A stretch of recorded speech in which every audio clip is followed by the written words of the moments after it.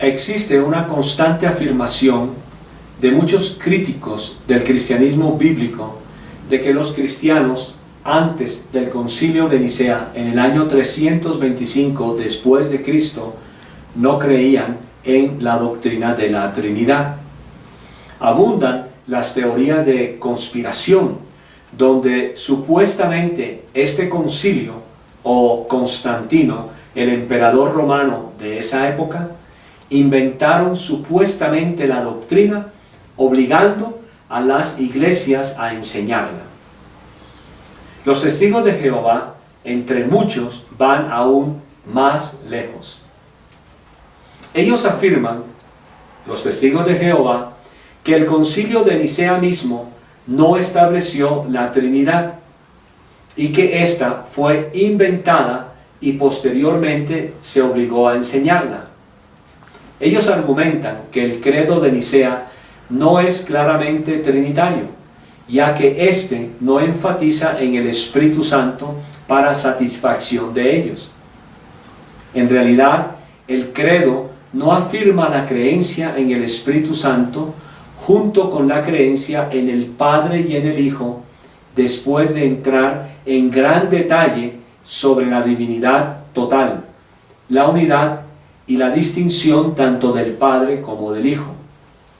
Aún más, el contexto de Nicea fue una controversia sobre la naturaleza del Hijo, más que la del Espíritu Santo.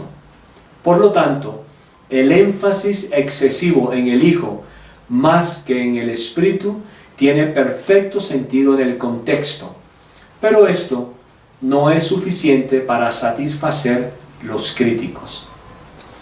Cualquiera que sea la diversificación de este mito, la insistencia común es que la Trinidad fue desarrollada posteriormente por algún concilio de iglesia o por algún emperador nefasto que secuestró el cristianismo.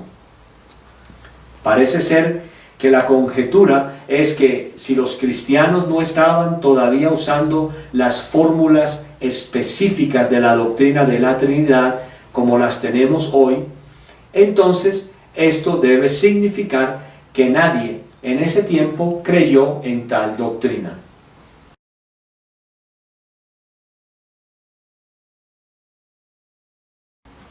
Aparentemente, no es suficiente para que los escritores hayan hablado o aludido a la doctrina en forma natural en el curso de sus discusiones normales y tuvieran que haberla expuesto en una declaración aislada, individual, o la doctrina no se encontraba allí.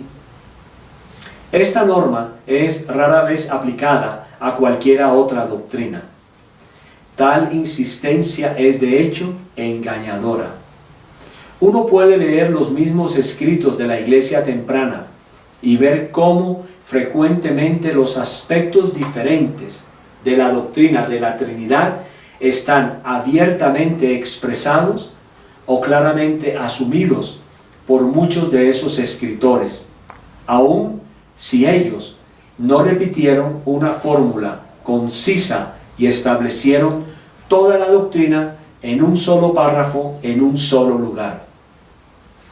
Vale también notar que la doctrina de la Trinidad fue establecida en exactamente el tipo de fórmula breve que tales críticos demandan en los escritos de al menos uno de los líderes tempranos de la Iglesia antes de Constantino o de los concilios de las iglesias. Entre los años 260 y 270 después de Cristo, más de 50 años antes del concilio de Nicea, y de hecho, antes que el mismo emperador Constantino naciera, Gregorio Thaumaturgus escribió en su breve trabajo una declaración de fe lo siguiente: hay un solo Dios, el Padre de la palabra viviente, quien es su sabiduría y poder subsistente e imagen eterna, el perfecto engendrador del perfecto engendrado, Padre del unigénito Hijo.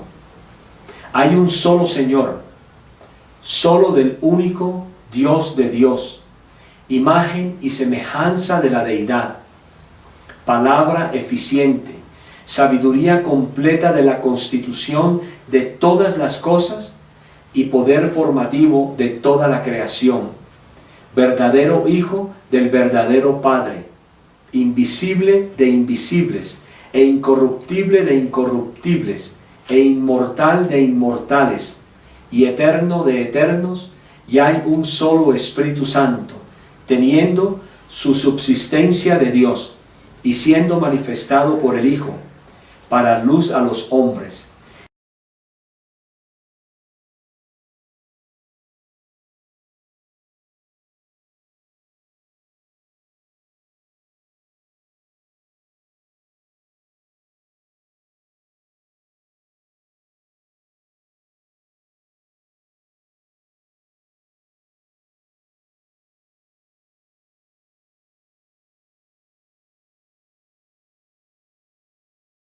Hay una perfecta Trinidad, en gloria y eternidad y soberanía, ni dividida ni separada.